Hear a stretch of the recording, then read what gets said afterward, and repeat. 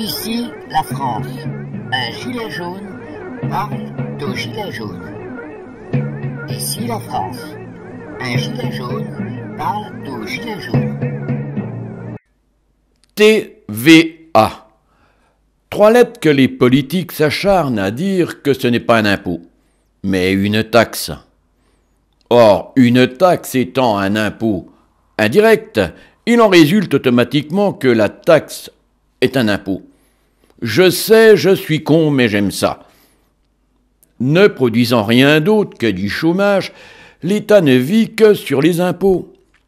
Il est donc logique qu'une certaine taxation existe. Cependant, il est abject qu'elle touche les produits de première nécessité. Quand on parle dans le vide, on ne peut dire que des conneries. Et de ce côté-là, j'en connais au gouvernement qui sont champions. Donc, je suis parti en chasse sur cette TVA à propos des produits de première nécessité. Alimentation, hygiène féminine, eau et même les préservatifs sont taxés à 5,5%. Le savon et le dentifrice, quant à eux, le sont à 20%, car les trous du cul que nous sommes n'ont pas besoin de se laver. L'hygiène est l'apanage de la noblesse actuelle. Je rajouterai que les maisons de retraite et les cantines scolaires se prennent 5,5%. Oh, je sais que beaucoup d'entre vous ne sont pas très copains avec les maths, alors les pourcentages. Pour faire simple, je me suis fait une soupe. J'ai acheté 1 kg de pommes de terre à 1,67 €, 600 g de carottes à 70 centimes, 1 kg de poireaux à 1,99 € et j'ai utilisé 3 litres d'eau. En produit, ma soupe a coûté 3,69 € taxé à 5,5%. 20 centimes d'euros sont passés de mon assiette à la poche de l'autre. Macron m'a donc privé de nourriture. Si les Laurel et Hardy au pouvoir souhaitent avoir d'autres pistes de taxation pour bien évidemment préserver la planète, je suis toujours aussi con, je leur suggère de taxer la respiration des Français. Connaissant le volume des poumons et le nombre de respirations par minute, on connaît le volume de CO2 rejeté dans l'air par chaque individu. Et c'est pas bien pour la planète. Mais il y a les sportifs qui, du part de leur effort, consomment plus d'oxygène et donc sont des pollueurs en puissance. Leur taxe sur la respiration sera majorée, bien entendu. Une vignette payante et obligatoire que l'on portera comme un brassard permettra aux forces de l'ordre de contrôler chacun d'entre nous. Si un non-sportif marche trop vite ou court dans la rue, il sera sanctionné par une amende. Redevenons sérieux. Il est urgent de supprimer cette taxe sur les produits de première nécessité, car si on ne mange plus, on crève.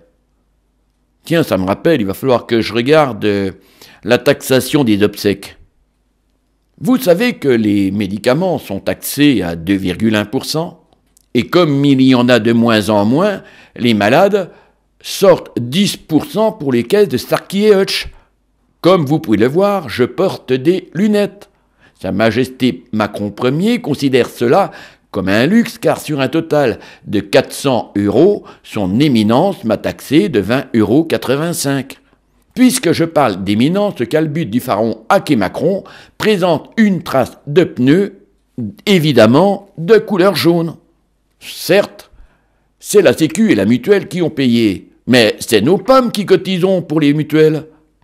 Qui dit cotisation, il dit taxe. Certes, ce n'est pas la TVA pour la mutuelle, mais une TSA qui sert à financer la CMU et la Sécu.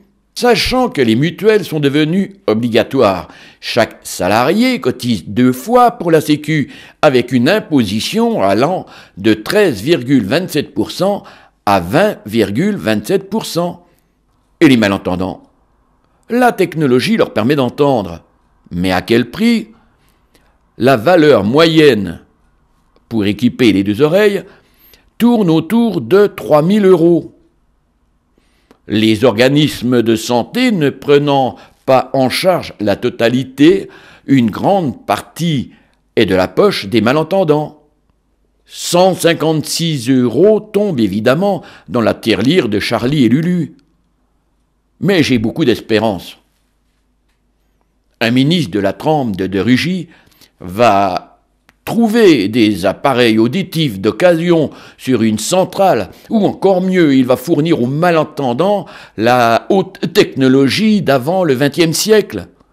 Le cornet acoustique. C'est pas pratique, pas fonctionnel, mais ça coûte rien. T'es ok, Trifon? Pardonnez-moi, je voulais dire Macron.